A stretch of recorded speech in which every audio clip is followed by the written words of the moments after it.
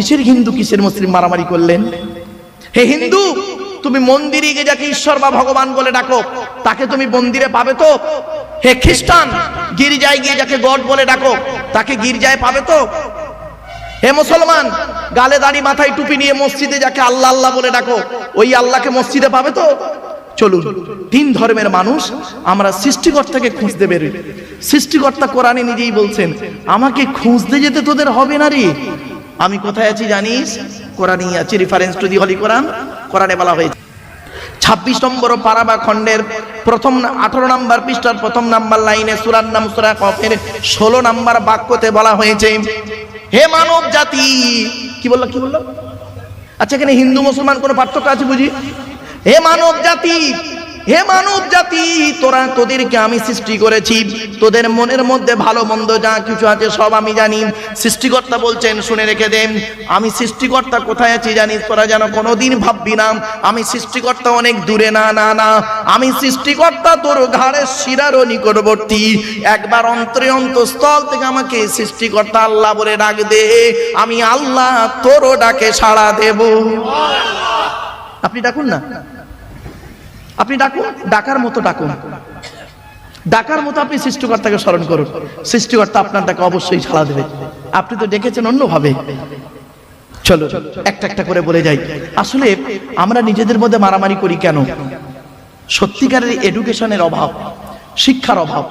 এজন্য আমি আপনাদেরকে অনুরোধ করে বলে যাচ্ছি, করজোড়ে নিবেদন করছি, ছেলে মেয়েকে সুশিক্ষায় শিক্ষিত করুন, সুশিক্ষায় শিক্ষিত করুন। আপনারা কি জানেন, এই যে আমার আগে পীরজাদা উজায়ের সিদ্দিকী ভাইজান যে আলোচনা করছিলেন, কোরআনের উপরে হাদিসের উপরে বিভিন্ন দিক দিয়ে আলোচনা করছিলেন, আপনাদের ধারণা কি, আপনাদের কি মনে হয় কোরআন কি শুধু মুসলমানদের জন্য এসেছে? না, মানব জাতির কল্যাণের জন্য এসেছে কোরআন। কি নেবেন আপনি কোরআনে? আমাকে একজন প্রফেসর প্রশ্ন করেছেন, অমুসলিম প্রফেসর, সনাতন ধর্মের মানুষ, উনি হিন্দু মানুষ, হিস্ট্রি প্রফেসর। আমাকে বলছেন, মারুফ সাহেব, আমি আপনার লেকচার কন্টিনিউ শুনি এবং ভদ্রলোকের সঙ্গে কথা বলে যা বুঝলাম উনি কোরআন ভালো পড়তেও পারেন। আমাকে বলছেন, মদ খাওয়া কি? আমি বললাম, কোন ধর্মে? আচ্ছা বলুন, আপনাকে আমি যদি বলি মদ খাওয়া কি, আপনি কি বলবেন? হারাম বলবেন। আমি কিন্তু হারাম বলিনি ফট করে। কেন জানেন? কেন, উনি একজন প্রফেসর লোক আর উনি প্রশ্ন করছেন আমাকে। আমি তখন চুপ করে, আমি বললাম, উনি বলছেন মদ খাওয়া কি? আমি তখন বললাম চুপ করে, কোন ধর্মে? তখন উনি চুপ করে গেলেন। বললাম, শুনুন, ইসলাম ধর্মে মদ খাওয়া হারাম, সুদ খাওয়া ইসলাম ধর্মে হারাম, শুকরের মাংস ভক্ষণ করা ইসলাম ধর্মে হারাম। উনি তখন আমাকে বলছেন যে ভাই, আমার এই প্রশ্নটা মনের মধ্যে খুব জাগে, আমি তো ইসলাম ধর্মের মানুষ নই, তাহলে আমি যদি শুকরের মাংস ভক্ষণ করি, আমি যদি মদ পান করি, তাহলে আমাকে সৃষ্টিকর্তা কেন পরকালে আমাকে শাস্তি দেবে? আমার কথা তো কোরআনে বলা হয়নি। আমি তো সনাতন ধর্মের মানুষ। হালাল খাবে কারা? যারা ইসলাম ধর্ম গ্রহণ করেছে তারা। আমি বললাম, স্যার আপনি গোটা কোরআন পড়েছেন? যা, তাই তো পড়লাম। বললাম, স্যার কিছু একটা মিস্টেক হয়ে গেছে স্যার। বলছে, সে কি?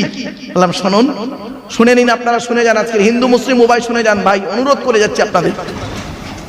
কোরআনে 3 শ্রেণীর লোককে সৃষ্টিকর্তা বলেছেন, আল্লাহ বলেছেন হালাল খেতে। কয় শ্রেণীর লোক? কয় শ্রেণীর?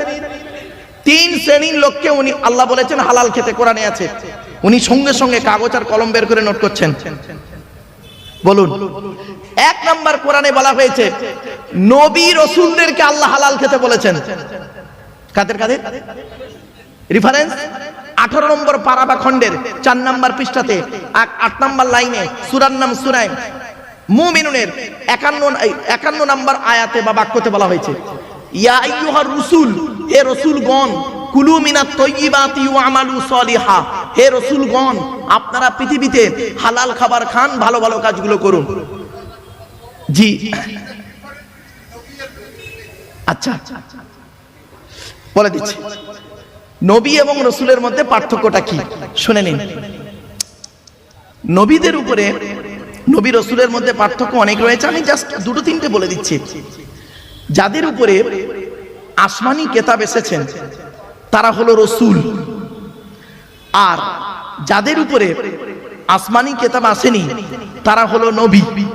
ঠিক আছে, সকল রসুল নবী, কিন্তু সকল নবী রসুল নয়। সে ছোটবেলায় পড়ে খার আর খারক মনে পড়ছে তো, সকল রসুল নবী, সকল নবী রসুল নয়। এবার আসছি পৃথিবীতে নবী এসেছেন কটা? নবী এসেছেন পৃথিবীতে, সংবাদ বাহক বলা হচ্ছে, নবী এসেছেন পৃথিবীতে 1,24,000, আর রসুল পৃথিবীতে এসেছেন 313 জন। কেউ বলেছেন 313, কেউ বলেছেন 315। এই দুই সংখ্যার একটু ডিফারেন্স, তো ওটা মানিয়ে নেবেন, মানে ডিফারেন্সে যাবেন না, মানিয়ে নেবেন, জাস্ট শুধু মতভেদে না গিয়ে। 313 জন রসুল এসেছেন, তার মধ্যে মোহাম্মদ সাল্লাল্লাহু আলাইহি সাল্লাম হলেন একজন রসুল। আচ্ছা, পৃথিবী যখন এটা এলো, আর একটু বলে দিই, পৃথিবীতে মোট কেতাব এসেছে কটা? 104টা। কত কত কত? 104টা সৃষ্টিকর্তা পুস্তক পাঠিয়েছেন। তার মধ্যে 100টা হলো ছোট ছোট ছোট ছোট, যাকে বলে সহিফা, চিরকুট চিরকুট, আর 4টা হলো বড় বড়। 4টা বড় বড় কি কি? 4টা বড় বড় হচ্ছে তওরাত, ওই আগেই বললাম তওরাত, জবুর, ইনজিল, কোরআন, এই 4টে বড় বড়। আর ছোট ছোট হলো 100টা। 100টা কাদের উপরে এসেছে একটু শুনে নিন। আদম নবীর উপরে এসেছে 10টা। কটা কটা কটা? 10টা। শীষ নবীর উপরে এসেছে 10টা। কত হলো? 20টা। ইদ্রিস নবীর উপরে এসেছে 30টা, 50টা। ইব্রাহিম নবীর উপরে এসেছে 10টা, 60টা। তারপরে এসেছে ইয়াকুব নবী, ইউসুফ নবী আর অন্যান্য নবীদের উপরে এসেছে 40টা। এইভাবে তাহলে 100টা হয়ে গেল। এখন আদম নবীর উপরে যে 10টা এসেছিল, সেই 10টা যদি বলি সকলের জন্যই, একদম সকলের জন্যই সেই 10টা হারাম জিনিস। সে তো কোরআনেও আছে, অন্য ধর্মেও, মানে কি বলবো, অন্যান্য কেতাব ও ধর্মগ্রন্থেও আছে এই 10টা জিনিস। চলো, যে কথাটা বলছিলাম, কি কথা বলছিলাম এখানে? খুব গুরুত্বপূর্ণ, না একটা গুরুত্বপূর্ণ কথা বলতে বলতে, খাওয়া খাওয়া হালাল হালাল, নবীদেরকে সৃষ্টিকর্তা বললেন হালাল খেতে। তখন উনি আমাকে বলছেন, প্রফেসর আমাকে বলছেন, স্যার কিছু মনে করবেন না, নবী রাসূলুল্লাহ তো হালাল খাবেন, তা এটা আবার বলার কি দরকার ছিল আল্লাহ? কিছু বুঝতে পারছেন কথাটা? নবী রাসূলুল্লাহ তো হালাল খাবেন, তো এটা আবার বলার দরকার কি ছিল আল্লাহ? আমি তখন বললাম, স্যার আপনি কি জানেন, কোরআনের অন্য একটা রেফারেন্স আপনাকে দিচ্ছি, শুনে নিন। 8 নম্বর পারার 10 নম্বর পৃষ্ঠার 9 নম্বর লাইনে, সূরার নাম সূরা আরাফের মধ্যে সৃষ্টিকর্তা বলছেন, ফালানাসআলান্নাল্লাযীনা উরসিলা ইলাইহিম ওয়ালানাসআলান্নাল মুরসালিন। এর বাংলা মানেটা কি শুনবেন? প্রত্যেক নবী, সহজ করে বলছি, মানে মফহুমিয়াত তরজমাটা করছি, প্রত্যেক নবী রাসূলকে কিয়ামতের মাঠে সৃষ্টিকর্তা জিজ্ঞাসা করবেন, আপনাকে পৃথিবীতে নবী করে পাঠিয়েছিলাম, আপনি কি আপনার দায়িত্ব পালন করেছেন? আপনাকে রসুল করে পাঠিয়েছিলাম পৃথিবীতে, আপনি কি আপনার দায়িত্ব পালন করেছিলেন পৃথিবীতে? এবার আপনারা বলুন, নবী এবং রসুলদেরকে যদি এই রকম প্রশ্নের সম্মুখীন হতে হয়, আপনি আমি কোন জায়গায় দাঁড়িয়ে আছি? আপনাকে আমাকে জিজ্ঞাসা করবেন না সৃষ্টিকর্তা ভাবলেন কি করে? শুনে নিন, কোরআনে আল্লাহ পাক অন্য আয়াত দিয়ে বলে দিচ্ছেন কি, আয়াহসাবুল ইনসানু আন ইউতরাকা সুদা। মানুষ কি মনে করেন এমনি এমনি তাকে ছেড়ে দেবো আমি? হঠাৎ করে জান্নাতে ঢুকে পড়বে, স্বর্গে চলে যাবে? হঠাৎ করে স্বর্গে চলে যাবেন আপনি? এত সহজ নয়। সৃষ্টিকর্তা বলছেন, ওকে কড়াই গন্ডায় হিসাব নেব, তারপরে হিসাব নিয়ে বিবেচনা করব ও স্বর্গে যাবার যোগ্য না অযোগ্য। শুনে নিন, কমসে কম আমাদেরকে, হিন্দু মুসলিম সকলকে 3টে প্রশ্নের সম্মুখীন হতেই হবে আমাকে আপনাকে। কি কি শুনে নিন। 1 নাম্বার, জ্ঞানী জ্ঞানী জ্ঞানের হিসাব দাও। সৃষ্টিকর্তা আমাকে আপনাকে জ্ঞান দিয়েছে, জ্ঞানটা কোথায় অ্যাপ্লাই করেছি এটাকে আপনার হিসাব দিতে হবে, আমাকেও হিসাব দিতে হবে। সঠিক জায়গায় আমি লাগিয়েছি জ্ঞানটাকে, না খারাপ জায়গায় লাগিয়ে মানুষকে ক্ষতি করেছি? 1 নাম্বার জ্ঞানী, তুমি জ্ঞানের হিসাব দাও। 2 নাম্বার ধনী, অর্থের হিসাব দাও। তোমাকে আমি অর্থ দিয়েছিলাম, কোথায় তুমি টাকাটা ব্যয় করেছো হিসাব দাও। আর 3 নাম্বার খুব ইম্পর্টেন্ট, হিন্দু মুসলিম বলে যাচ্ছি সকলকে, যুবক যৌবনের হিসাব দাও। তুমি যৌবন কালটা কোথায় তুমি ব্যয় করেছো? এত সহজ নয়। চলো, তাহলে এক নাম্বার হলো নবী রসুলদেরকে সৃষ্টিকর্তা বললেন হালাল খেতে। উনি তখন আমাকে বলছেন, স্যার কিছু মনে করবে না, আমি তো নবীও নয় রসুলও নয়। তাহলে এক নাম্বারটা, আমরাও কেউ নবী রসুল নয়, ঠিক না বেঠিক? তাহলে এক নাম্বারটা বাদ। দ্বিতীয় নাম্বারটা দেখি কাদের হালাল খেতে বলেছেন সৃষ্টিকর্তা। কোরআনে আছে, যারা আল্লাহকে বিশ্বাস করে, নবীকে বিশ্বাস করে, তাদেরকে এক কথা ইসলামিক পরিভাষায় বলে মোমেন। কি বললাম বাবা? মোমেন। কোরআনে বলা হয়েছে 2 নম্বর পারাবা খণ্ডের 4 নম্বর পৃষ্ঠাতে 14 নম্বর লাইনে, সূরার নাম সূরা বাকারার 172 নম্বর আয়াতে, এগুলো মনে রাখবেন জাস্ট। 172 নম্বর আয়াতে বলা হয়েছে, ইয়া আইয়ুহাল্লাযীনা আমানু, হে বিশ্বাসীগণ, হে ঈমানদার বান্দাগণ, কুলু মিন তাইয়্যিবাতি মা রাযাকনাকুম, আমার দেওয়া হালাল রিজিকগুলো তোমরা ভক্ষণ করো। তাহলে এখানে যারা মুমিন মুসলমান আছেন, প্রত্যেকেরকে আমাদেরকে কি করতে হবে? হালাল খেতে হবে। তখন উনি আবারও প্রশ্ন করছেন, স্যার কিছু মনে করবেন না, আমি মুমিনও নয় আর মুসলমানও নয়, তাহলে নবীও নয় রসুলও নয়, তাহলে আমার সম্পর্কে তো কিছু বলা নেই। তখন লাস্ট পয়েন্ট ওনাকে বলেছিলাম, শুনে নিন আজকের এই লাস্ট পয়েন্টটার জন্য এত কষ্ট করলাম আপনাদের কাছে। আমি বললাম কোরআনে বলা হয়েছে, 3 নম্বর ব্যক্তি আপনি পড়েন কি দেখি, মানব জাতিকে সৃষ্টিকর্তা বলেছেন হালাল খেতে। আপনি মানব জাতির মধ্যে আছেন? বলছে অবশ্যই। আপনি আদমের সন্তান? বলছে অবশ্যই। আমি বললাম বাপের পৃষ্ঠ হতে মায়ের পেটে থেকে পৃথিবীর মুখ দেখেছেন? বলছে অবশ্যই। আমি বললাম আপনি মানব সন্তান? বলছে হ্যাঁ। কোরআনে আছে, শুনেন আমি রেফারেন্সটা বলে যাচ্ছি। মানব জাতিকে সৃষ্টিকর্তা বলেছেন হালাল খেতে। রেফারেন্সটা কোথায় আছে? 2 নম্বর পারাবা খণ্ডের, কোরআনে 30 পারা, 2 নম্বর পারাবা খণ্ডের 4 নম্বর পৃষ্ঠাতে 8 নম্বর লাইনে, সূরার নাম সূরা বাকারার 168 নম্বর আয়াত, 168, 168, মনে রাখবেন এটা। এবার আমি আয়াতটা পড়ছি, বাক্যটা পড়ছি আর বাংলা মানে করছি, শুনুন। ইয়া আইয়ুহান নাস, নাস শব্দের অর্থ হলো মানব জাতি। কি বললাম বাবা? মানব জাতি। ইয়া আইয়ুহান নাস, হে মানব জাতি, কুলু মিম্মা ফিল আরদি হালালান তাইয়্যিবা। হালাল শব্দ ব্যবহার করলেন আল্লাহ পাক ওখানে। হে মানব জাতি, পৃথিবীতে আমার দেওয়া হালাল খাবারগুলো আপনি তোমরা ভক্ষণ করো। হে মানব জাতি, পৃথিবীতে আমার দেওয়া হালাল খাবারগুলো ভক্ষণ করো, হারাম খাবার কোনোদিন খেও না। সঙ্গে সঙ্গে উনি গালে হাত দিয়ে চুপ, পুরো একদম চুপ। নোট করে নিলেন। বাড়িতে গিয়ে উনি কোরআন খুললেন, খুলে রেফারেন্সগুলো দেখলেন। দেখার পরে উনি অনেকটাই আমাকে ফোন করে বললেন, এ ভাই আপনি আমার চোখটা খুলে দিলেন। আমি জানতাম না সৃষ্টিকর্তা, আমি ভেবেছিলাম কোরআন শুধু মুসলমানদের জন্য এসেছে, কিন্তু না। আসুন এবার আসছি, কোরআন তো সকলের জন্য এসেছে, কোরআন সকলেই পড়তে পারেন। এজন্য কোরআন কিনে গবেষণা করছে কারা? America, London, France, Britain, Japan, Jordan, জার্মানির ঠান্ডা করে বসে বসে কোরআন কিনে গবেষণা করছে। কারা করেছে?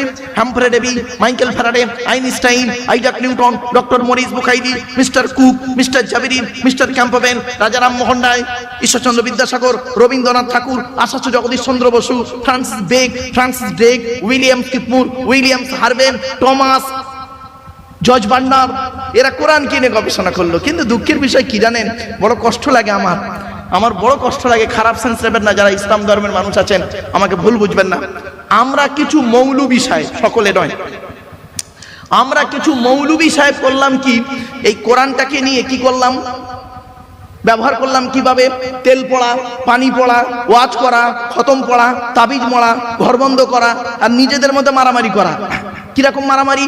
গোল টুপি, লম্বা টুপি, চেরা জামা, ফাড়া জামা, তবলিগ, ফুরফুরা, বেরেলি, ওয়াহাবি, জামাতে ইসলামী, আহলে হাদিস, বুকে হাত বাঁধা, নাভির নিচে হাত বাঁধা, জোরে আমিন বলা, আস্তে আমিন বলা, 20 রাকাত তারাবি, 8 রাকাত তারাবি, মোনাজাত করা না করা, কিয়াম করা না করা, দোয়া করা না করা। ওর বলে কাফের, ওর বলে কাফের। ঠিক না বেটি? কোরআন কিন্তু এই জন্যই আসে নাই। আপনারা কোরআন থেকে কি নেবেন বলুন? ভৌত বিজ্ঞান নেবেন? কোরআনে আছে। জীবন বিজ্ঞান নেবেন? কোরআনে আছে। জিওগ্রাফি, ভূগোল নেবেন? কোরআনে আছে। কি নেই কোরআনে? সবই রয়েছে ওর ভিতরে, কিন্তু আমরা সেটাকে পড়তে পারিনি, গবেষণা করতে পারিনি। এজন্য আমি আপনাদেরকে অনুরোধ করছি, আপনারা কোরআন পড়ুন, পড়লেই দেখবেন শুরু থেকে শেষ পর্যন্ত পড়ুন, এবং এটাও পড়বেন। সাথে সাথে আপনাদের অনুরোধ করে বলে যাচ্ছি, এই বাক্যটি কোথায়, কোন অবস্থায়, কোন কারণে অবতীর্ণ হয়েছে ভুলভাল মানে করবেন না, তাহলে ফেঁসে যাবেন। আগে জানতে হবে হিস্ট্রিটা জানতে হবে। এই আয়াতটা কোথায় নাজিল হয়েছে, অবতীর্ণ হয়েছে, কাকে কেন্দ্র করে অবতীর্ণ হয়েছে সেইটা জানতে হবে। সেইটা না জানলে বাস্তবের সঙ্গে মেলাতে গেলে আপনি একে অপরকে কটূক্তি করতে করে বসবেন। এজন্য কোরআন পড়তে গেলে আগে ওই বাক্যটার ওই ইতিহাসটা জানতে হবে, প্রেক্ষাপটটা জানতে হবে আপনাকে আগে। এই আয়াতটা কোথায় নাজিল হয়েছে, কাকে কেন্দ্র করে নাজিল হয়েছে জানতে হবে। যেমন একটা উদাহরণ দিচ্ছি আপনাদেরকে, শুনুন। হযরত মুহাম্মদ সাল্লাল্লাহু আলাইহি সাল্লাম তিনি একদিন মসজিদে বসে আছেন। আমার ভাষা আপনারা বুঝতে পারছেন? হ্যাঁ, হযরত মুহাম্মদ সাল্লাল্লাহু আলাইহি সাল্লাম একদিন বসে আছেন মসজিদে, শুনে নিন। তো বসে আছেন, এমত অবস্থায় তৎকালীন যুগের মদিনার সবথেকে ধনী লোক, প্রচুর টাকার মালিক ছিলেন, লোকটার নাম ছিল আমর জামুহ রাদিয়াল্লাহু তাআলা আনহু। নবীর একজন সাহাবী, প্রচুর টাকার মালিক ছিলেন। তো উনি নবীজি বসে আছেন, এমত অবস্থায় আমর জামুহ তিনি আসছেন। তখন পাশে যিনি বসেছিলেন তিনি বললেন, হে রাসূল, হে নবী, ওই দেখুন এলাকার সবথেকে ধনী লোকটা আপনার কাছে আসছে। নবীজি বললেন, ওকে আসতে দাও। তো উনি এলেন, আসার পরে এবারে নবীকে বলছেন, হে নবী, সালাম দিলেন। নবীজি বললেন, বসো। তখন উনি বলছেন, হে নবী, সৃষ্টিকর্তা আমার অনেক টাকার মালিক করেছে, প্রচুর টাকা দিয়েছে সৃষ্টিকর্তা আমাকে। তখন নবী বললেন, আলহামদুলিল্লাহ, আল্লাহ যাকে চাই অর্থ দেয়, যাকে চাই গরিব বানায়, তারই ইচ্ছা। কি জানতে চাইছো বলো? তখন উনি বললেন, হে নবী, আপনি যদি একটু দয়া করে বলে দিতেন মরে যাওয়ার আগে টাকা পয়সাগুলো কোথায় যদি ব্যয় করতাম আল্লাহ খুশি হবে, তাহলে মৃত্যুর আগে টাকা পয়সা সেই জায়গায় ব্যয় করে চলে যেতাম। আচ্ছা, প্রশ্নটা ভালো না খারাপ? ভালো। উনি প্রশ্ন করে বসে আছেন, উনি বসে আছেন। সঙ্গে সঙ্গে সৃষ্টিকর্তা জিবরাইল নামক দূতকে পাঠিয়ে দিলেন, আর ওই ব্যক্তিকে কেন্দ্র করে কোরআনের এই বাক্যটি অবতীর্ণ হলো, নাজিল হলো, অবতীর্ণ হলো। কি? ইয়াসআলুনাকা মাযা ইউনফিকুন, নবী তোমাকে ওরা প্রশ্ন করছে টাকা পয়সা কোথায় ব্যয় করলে আল্লাহ খুশি হবে। কুল মা আনফাকতুম মিন খায়রিন ফালিল ওয়ালিদাইনি ওয়াল আকরাবিন, নবী তুমি বলে দাও টাকা পয়সাগুলো সর্বপ্রথম তোমরা তোমাদের বুড়ো বুড়ি পিতামাতার পিছনে ব্যয় করো, আল্লাহ খুশি হয়ে যাবে। তাহলে সর্বপ্রথম টাকা পয়সা কার পিছনে ব্যয় করতে হবে? কিন্তু দুঃখের বিষয় কি জানেন, বাপের কষ্ট করা টাকায় ছেলে এমএ পাস করলো, মায়ের গহনা বেচা টাকায় ছেলেটি বিএড পাস করলো, এমএ বিএড করে এসএসসি পরীক্ষা দিয়ে চাকরি পেলো, চাকরি পাওয়ার পরে নিউ টাউনে বা রাজারহাটে একটা ঘর ভাড়া করে থাকলো, বউ আর বাচ্চাটাকে নিয়ে ঘর ভাড়া করে আছে, আর দেশের বাড়িতে বাম্মাকে ওষুধ কেনারও পয়সা দেয় না। মনে রাখবেন, অনেক সন্তান এমন আছেন, শিক্ষিত মানুষ এমন আছেন, নিজের মায়ের ওষুধ কেনার পয়সা দেয় না, শাশুড়িকে হজে নিয়ে যাচ্ছে। ঠিক না বেটা? আজীব। আরে এডুকেশন কাকে বলে? What is the definition of education? EDUCATION, এক একটা লেটারের এক একটা গুণাগুণ আছে, তবেই তাকে এডুকেশন বা শিক্ষা বলে। ই থেকে ইগার্নিং, ডি থেকে ডেভেলপমেন্ট, ইউ থেকে ইউনিভার্সাল, সি থেকে ক্যাপাবিলিটি, এ থেকে অ্যাক্টিভ, টি থেকে টলারেন্স, আই থেকে ইন্টেলিজেন্ট, ও থেকে ওবিডিয়েন্স, এন থেকে ন্যাচারাল। এত গুণে গুণান্বিত বস্তুকে বলা হয় এডুকেশন বা শিক্ষা। যাকে তাকে শিক্ষা বলে না। শিক্ষাটা নেবে কে? যে নেবে তাকে বলা হয় স্টুডেন্ট। Who is student? কে স্টুডেন্ট? স্টুডেন্ট কাকে বলে? Who is student? কে? ওই 10টায় গেল, 4টেই এলো, আমতলা জামতলা বুড়ির বেলতলা বাঁশতলা, ইকোপার নিকোপার, চিড়িয়াখানা, ভিক্টোরিয়া, জাদুঘর, তারামণ্ডল, নদীর পার্কে বসে প্রেম নিবেদন করলো, সারা বছর পড়লো না, পরীক্ষার খাতায় টুকলি আর চুরি করলো, আর স্যার ধরলো, ছুরি মারলো, এর কোনোদিন স্টুডেন্ট বলে না। STUDENT, এক একটা লেটারের এক একটা গুণাগুণ আছে, তবেই তাকে স্টুডেন্ট বলে। এস থেকে স্টাডি, টি থেকে ট্রুথফুল, সত্যবাদী হতে হবে। রাগ করবেন না, এখনকার ছাত্র ছাত্রীরা বেশিরভাগ মিথ্যাবাদী, সকলে নয়, বেশিরভাগ স্টুডেন্ট মিথ্যাবাদী। রাগ করবেন না। এখন লেখাপড়া কোথায় হয় জানেন? রাগ করবেন না, এখন লেখাপড়া কোথায় হয় শুনবেন? টয়লেটে। শুনতে একটু খারাপ লাগলো না? পেচ্ছাপখানায়, পায়খানায়। কি হিন্দু কি মুসলিম? মাধ্যমিক পরীক্ষা হচ্ছে, উচ্চ মাধ্যমিক পরীক্ষা হচ্ছে, কি বোর্ড, স্কুল বোর্ড, মাদ্রাসা বোর্ড, যেই বোর্ডই বলেন না কেন, পরীক্ষা হচ্ছে। একটু গিয়ে দেখবেন বয়েজ এবং গার্লসের টয়লেট গুলো একটু গিয়ে দেখবেন, অন্য সময় দেখবেন ওই পেচ্ছাপখানায়, পায়খানায় বইয়ের পৃষ্ঠা ছাড়া টুকলি, মাইক্রো জেরক্স বই ফেলে রেখে চলে এসছে। আর সত্যিকারে একজন মেধাবী স্টুডেন্ট, তার পেশাবের প্রয়োজন, সে তাড়াতাড়ি করে গিয়ে ওর উপরে পেশাব ফিরে চলে এসছে। যে ছেলেটা টুকলি চুরি করে পাশ করলো, 20 বছর পরে তিনি একজন শিক্ষিত লোক হলো, ডিগ্রি প্রাপ্ত হয়ে 20 বছর পরে মাইক ধরে এসে জনগণের সামনে লেকচার দিচ্ছে। আর ওই লেকচার শুনে জনগণ সঠিক পথ পাবে, হিন্দু মুসলিম, এটাকে বিশ্বাস করাটা কিরকম জানেন? ঠিক ওই কাঁঠালের আমসত্ত্বের মতো। আপনারা খেয়েছেন রাজারহাটের মানুষ কাঁঠালের আমসত্ত্ব? আর হয় না তা খাবে কি? ঠিক না বেটে? হয় আমসত্ত্ব হয়, নয় কাঁঠাল সত্য হয়। কাঁঠালের আমসত্ত্বের মতো। চলুন এবার আসছি, শিক্ষাটা দেবে কে? কে দেবে? টিচার। Who is teacher? কে টিচার? পড়ালেই খালি টিচার না। চলুন দেখি, টি ই এ সি এইচ ই আর। টি থেকে ট্রেনার, প্রশিক্ষণ প্রাপ্ত হতে হবে তবেই তুমি টিচার। ই থেকে ইগারগি, আগ্রহী হতে হবে তবেই তুমি টিচার। এ থেকে এবিলিটি, দক্ষতা থাকতে হবে তবেই তুমি teacher. Most important letter C. C থেকে ক্যারেক্টার, চরিত্র ঠিক থাকতে হবে তবেই তুমি টিচার। আজ থেকে 30 বছর আগে এই বয়োজ্যেষ্ঠ লোকেদের জিজ্ঞাসা করুন, আজ থেকে 30 বছর আগে আমরা কি করতাম? স্যারেদের দেখলে সাইকেল থেকে নেমে যেতাম। ঠিক না বেটি? কি হিন্দু কি মুসলিম। আর এখন কি হয়েছে শুনবেন? টিচার ছাত্রের সম্পর্ক, টিচার ছাত্রের সম্পর্ক সব জায়গায় নাই, বেশ কিছু জায়গায় টিচার ছাত্রের সম্পর্ক বন্ধু, বিড়ি চেয়ে খায়, খৈনি মলে দেয়। রাগ করবেন না। এই জন্য প্রফেট মুহাম্মদ সাল্লাল্লাহু আলাইহি সাল্লাম বলেছিলেন, আর একটু আগিয়ে যাচ্ছে, আজ থেকে 30 বছর আগে টিচার আর ছাত্রীর সম্পর্ক কি ছিল? পিতা আর কন্যার ন্যায়। মেয়েটি শিক্ষককে বাপের মতো ভক্তি করত, শ্রদ্ধা করত, আর শিক্ষক ছাত্রীটিকে নিজের কন্যা বলে মনে করত। এখন কি হয়েছে শুনবেন? বেশ কিছু জায়গায় টিচার ছাত্রীর সম্পর্ক স্বামী স্ত্রী। প্রাইভেট পড়াতে দিয়েছে, ইংরাজি করাতে দিয়েছে, ম্যাথ করাতে দিয়েছে, ও বিয়েটাও পড়িয়ে নিয়ে বসে আছে। এই জন্যই প্রফেট মুহাম্মদ সাল্লাল্লাহু আলাইহি ওয়াসাল্লাম বলেছিলেন, দি Messenger of Allah peace be upon him said, the best are those with good manner. নবী বলেন, তোমাদের মধ্যে উত্তম ব্যক্তি ওই লোকটা যার ক্যারেক্টার, চরিত্র ভালো, ওই লোকটাই হলো উত্তম ব্যক্তি। একজন উকিল, ব্যারিস্টার, মাস্টার, ডাক্তার, মোল্লা, মনি সাহেব, পীর সাহেব, দরবেশ সাহেব, আমির সাহেব, মুফতি সাহেবের যদি চরিত্র খারাপ হয়, আর একজন টোটোওয়ালার চরিত্র যদি ভালো হয়, টোটোওয়ালাটাই হলো আল্লাহর কাছে প্রিয় ব্যক্তি। Many loss is something lost, health loss is nothing lost, but character loss is everything lost. মানুষের যদি টাকা চলে যায়, ইনকাম করলে টাকাটা আবার ফিরে আসবে। মানুষের যদি শরীর চলে যায়, ভালো মন্দ খেলে শরীরটাও ফিরে আসবে। কিন্তু বন্ধু, মানুষের যদি চরিত্র চলে যায়, চরিত্র কিন্তু আর ফিরে আসবে না। তাই মুহাম্মদ সাল্লাল্লাহু আলাইহি ওয়াসাল্লাম বলেছিলেন, তোমরা আমাকে দুটো জিনিসের গ্যারান্টি দাও, আমি তোমাদের জান্নাতের বা স্বর্গের গ্যারান্টি দেব। কি? দুই ঠোঁটের মাঝখানে এই জিভের গ্যারান্টি দাও, হারাম খাবার খাওয়া থেকে জিভটাকে ঠিক করো, বাজে ভাষা বলা থেকে জিভটাকে ঠিক করো, পরনিন্দা পরচর্চা করা থেকে জিভটাকে ঠিক করো। আর 2 নাম্বার হলো দুই রানের বীজখানে লজ্জাস্থানের গ্যারান্টি দাও। দুই ঠোঁটের মাঝখানে, দুই রানের বীজখানে, এই দুটো জিনিসের গ্যারান্টি তোমরা আমাকে দাও, আমি তোমাদের স্বর্গের বা জান্নাতের গ্যারান্টি দিয়ে দেবো। যান বাড়ি চলে যান। এবারে গিয়ে দেখবেন, হয় চাচার নিচে খারাপ, নয় চাচার উপর খারাপ। রাগ করবেন না। হুকমারা কারেন্ট নিয়ে চাচা আমার পাকা চালিয়ে তাহাজ্জুদের নামাজ পড়ছে। রাগ করবেন না, খারাপ সেন্স নেবেন না। হয়তো কথাটা শুনতে হাসি লাগছে, কিন্তু বাড়ি থেকে একটু ভাববেন। চলো, এই থেকে অনেস্টি, সততা থাকতে হবে, তবেই তুমি টিচার। তুমি হিন্দু বলে মুসলমানের খাতা দেখবে কড়া করে, তুমি মুসলমান বলে হিন্দুর খাতা দেখবে কড়া করে, এর নাম টিচার নয়। শুধু তাই নয়, মনে রাখবেন, পৃথিবীতে কয়েক শ্রেণীর মানুষ আছে যাদের কোনো জাত হয় না, ওরা নিজেরাই একটা জাত, তার নাম হলো একটা টিচার। শিক্ষকের কোনো জাত হয় না, ডাক্তারের কোনো জাত হয় না। ঠিক না বেটি?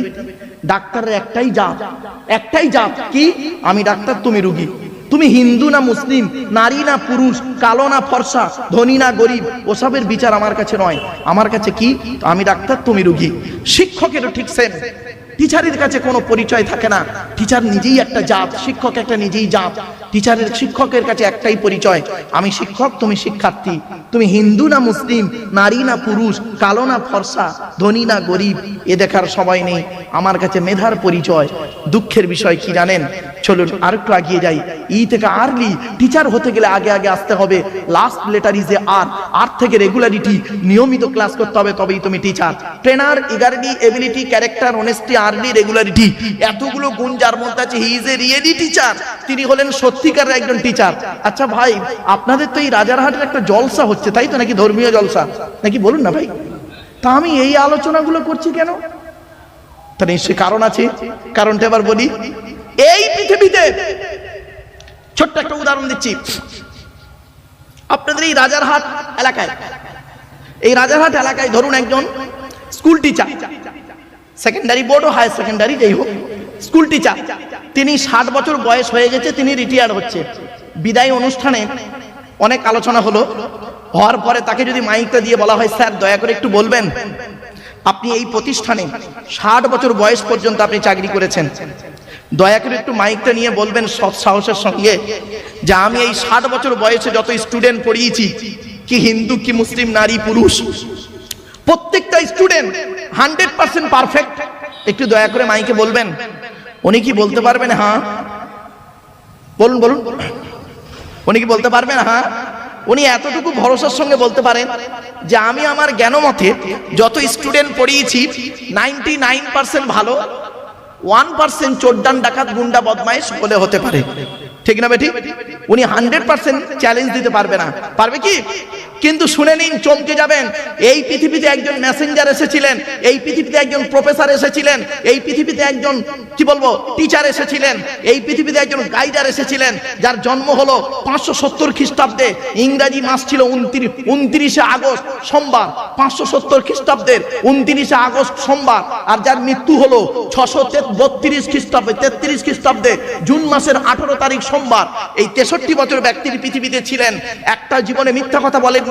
এমনকি তিনি যত ছাত্রছাত্রী তৈরি করেছেন, তাকে একবার জিজ্ঞাসা করা হলো আপনি বলুন এই পৃথিবীতে যত ছাত্রছাত্রী তৈরি করেছেন তাদের ক্যারেক্টার সম্পর্কে, তাদের সম্পর্কে আপনি সার্টিফিকেট দিন। তিনি বলছেন শোনো, আমার ছাত্রদের নাম হলো সাহাবী। কি বললো? সাহাবী। আর আমার ছাত্রীদের নাম হলো সাহাবিয়া, স্ত্রীলিঙ্গ। ছাত্র ছাত্রীদের নাম হলো সাহাবী সাহাবিয়া। তাদের চরিত্র সম্পর্কে আমি তোমাদের মোহাম্মদ তোমাদেরকে আমি সার্টিফিকেট দিয়ে যাচ্ছি। আসহাবিকান নুজুম বিআইইম ইক্তদাইতুম ইহতদাইতুম।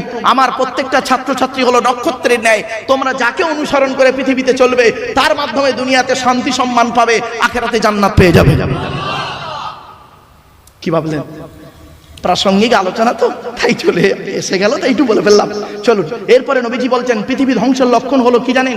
1 নম্বর, বিদ্যা উঠে চলে যাবে সমাজ থেকে। আজকের মাধ্যমিক উচ্চ মাধ্যমিক বিএ পাস এমএ পাস আলেম হাফেজ মাস্টার ডাক্তার ইঞ্জিনিয়ার প্রফেসর বেড়ে গেল। দুঃখের বিষয় অনেকেই বাম্মার ভাত দেয় না। রাগ করবেন না, খারাপ সেন্স নেবেন না। মনে রাখবেন সৃষ্টিকর্তা ছাড় দেয়, ছেড়ে দেয় না। কি বললাম ভাই? একটু বলুন। উদাহরণ দেবো, একটা উদাহরণ দেবো, রাগ করবেন না। হিন্দু মুসলিম একটু দয়া করে শুনুন উদাহরণটা। ছেলের বয়স 40, বাপের বয়স 70। বাপের বয়স কত? 70। ছেলের বয়স 40। 70 বছরের বৃদ্ধ পিতাটা একটু ভুল করে ফেলেছে। ছেলে করলো কি, ওর বউয়ের সামনে, স্ত্রীর সামনে ওই বুড়ো বাপের গালে ঠাস করে একটা চড় মেরে দিল। এখন ছেলে, জন্ম দেওয়া ছেলে বৌমার সামনে গালে চড় মেরেছে, লজ্জায় কাউকে কোনো কথা না বলে মসজিদ বলুন আর মন্দির বলুন, যদি হিন্দু হন মন্দির আর মুসলমান হলে মসজিদ, মসজিদের বারান্দায় গিয়ে একা চুপ করে বসে বসে ঝরঝর করে কাঁদছে। তো সৃষ্টিকর্তা ফেরেশতাদেরকে বলছে ও কাঁদছে কেন রে, কি হয়েছে? তা ফেরেশতারা বলছে সৃষ্টিকর্তা কি বলবো, যে ছেলেটার কান্না ডাকটা শোনার জন্য হসপিটালের বারান্দায় বসেছিল, যে ছেলেটার কান্না ডাকটা শোনার জন্য ওই ওটির সামনে, বুঝতে পারছেন আমার ভাষা, নার্সিংহোমের ওটির সামনে চেয়ারে বসেছিল কান্না ডাকটা শোনার জন্য, সেই ছেলেটা আজকের ওর গালে চড় মেরেছে স্ত্রীর সামনে। এই জন্য কাঁদছে না ও। ঠিক আছে, ওকে কাঁদতে মানা কর, ও বাড়ি চলে যাবে। কিছুক্ষণ পরে কাঁদলো, মন টন খারাপ হলো, কাউকে আর বলবে, যাকে বলবে সে তো বলবে এই ছেলে জন্ম দিয়েছিস ইত্যাদি ইত্যাদি, কাউকে না বলে মনটা খারাপ, বাড়ি গিয়েছে। ওই শোকে শুনে নিন প্লিজ অ্যাটেনশন, ওই শোকে বাপটা 3 দিনের মধ্যে লোকটা মারা গিয়েছে।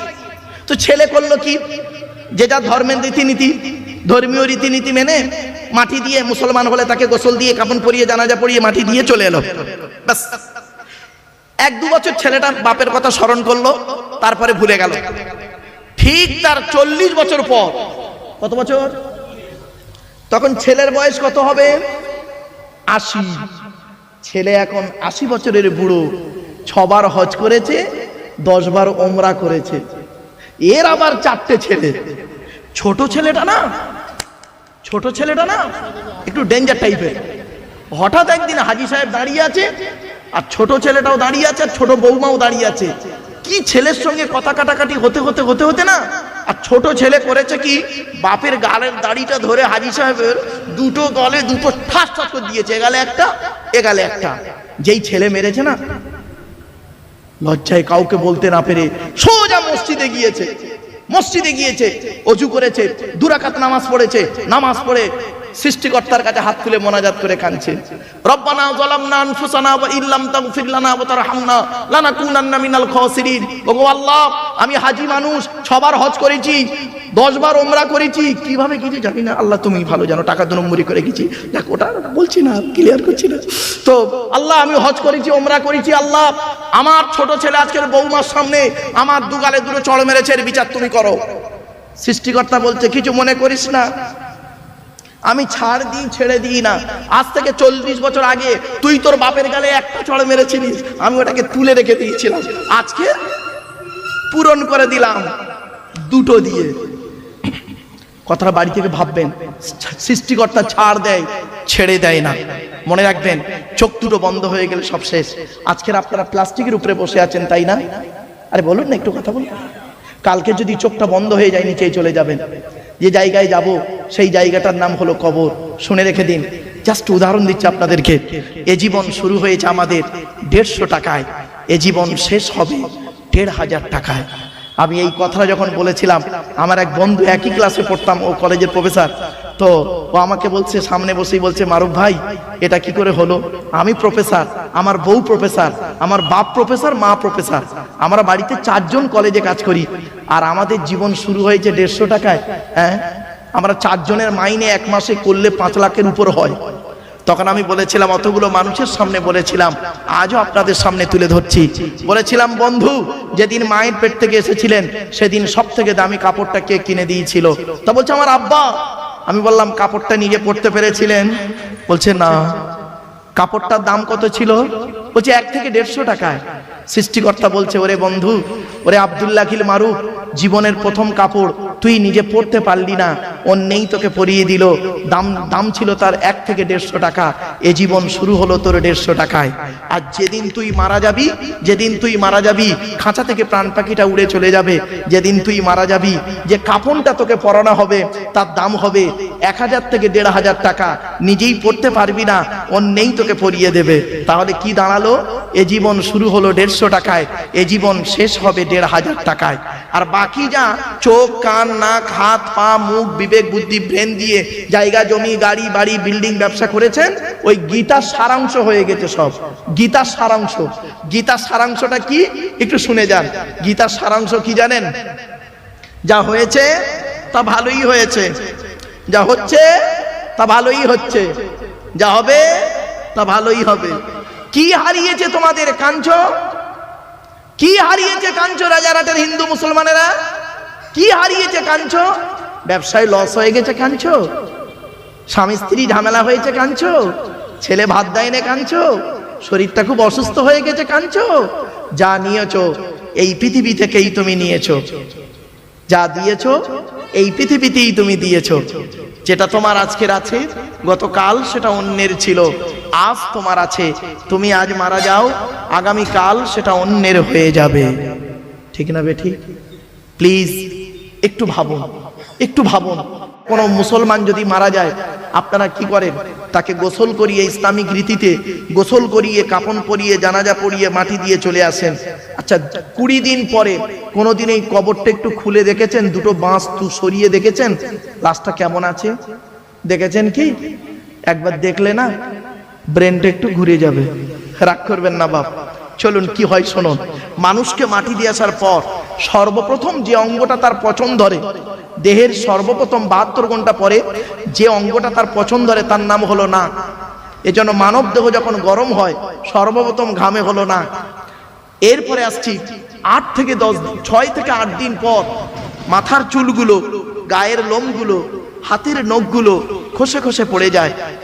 10 থেকে 12 দিন পর মাথার ব্রেনটা পচে গিয়ে নাক দিয়ে, কান দিয়ে, গাল দিয়ে গড়াতে থাকে।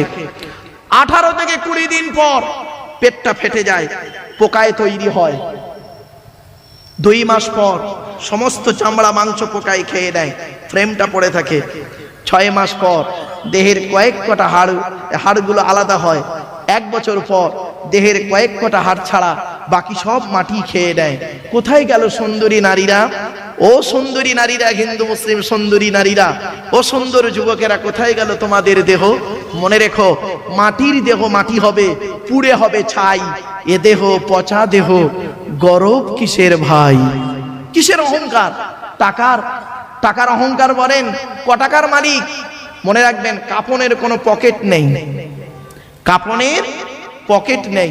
টাকার অহংকার। সৃষ্টিকর্তা বলছেন কোরআনে আছে, আল্লাহুল গনি ওয়া আনতুমুল ফুকারা, আমি আল্লাহ হলাম ধনী, তোরা সব ফকিরের বাচ্চা। শুধু তাই নয়, কিসের অহংকার? জ্ঞান। কতটা জ্ঞান অর্জন করেছেন? সৃষ্টিকর্তা কোরআনে বলেছেন 15 নম্বর পারা 9 নম্বর পৃষ্ঠা 6 নম্বর লাইন, সূরার নাম সূরা বানী ইসরাঈল, ওমা উতিতুম মিনাল ইলমি ইল্লা কলিলা, আমি সামান্য জ্ঞান তোকে দান করেছি। ও বাংলায় এমএ পাস করেছেন, বাংলার জ্ঞান, অ থেকে চন্দ্রবিন্দু চাঁদ অক্ষর কোটার ভিতরেই তোর জ্ঞান। সৃষ্টিকর্তা বলছেন। এখন যদি কাউকে প্রশ্ন করা হয়, এমন একটা ভাষা পৃথিবীতে, এমন একটা ভাষা একই অক্ষর দুবার এলো কেন? প ফ ব অন্তর্জ র ল ব, তাহলে একটা ভাষার মধ্যে দুটো অক্ষর দুবার এলো কেন? প ফ ব আবার অন্তর্জ র ল ব। এ তো অন্য ভাষার লোকেরা হাসবে। ব্রেন আউট, আফসোস। সৃষ্টিকর্তা বলছেন কিসের অহংকার দেখাচ্ছি?